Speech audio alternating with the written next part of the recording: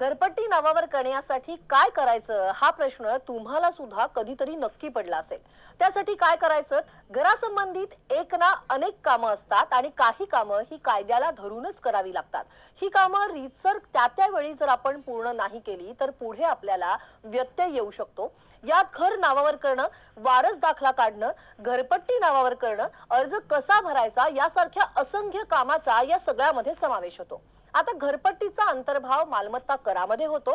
व्यक्तीच्या किंवा मग संस्थांच्या अधिकारात असलेल्या मालमत्तेवरती मालमत्ता कर हा आकारण्यात येतो, लावण्यात येतो. ती मालमत्ता स्पर्श करण्याजोगी अर्थात टँजेबल असावी लागते. त्यात घर, सदनिका, संस्था या सगळ्यांचा समावेश होतो. मालमत्ता कर, प्रॉपर्टी टॅक्स, घरफाळा, घरपट्टी अशा अनेक नावांनी ओळखला जातो.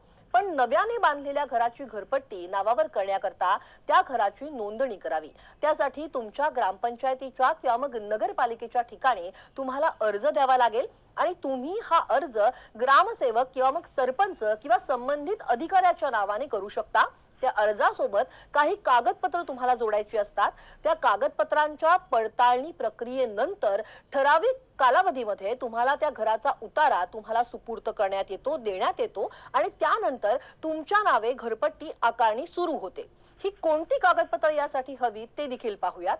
7/12चा उतारा, ओळखपत्र, चतुसीमा स्टॅम्प, संमतीपत्रक, जागेचं खरेदी खत, वारस हक्क प्रमाणपत्र पण ते आवश्यक असेल तरच आणि मृत्यू प्रमाणपत्र हेही आवश्यक असेल तर जोडावं लागतं. अर्थात हे सगळं अर्ज करताना त्या वेळच्या गरजेनुसार आपल्याला जोडावं लागतं.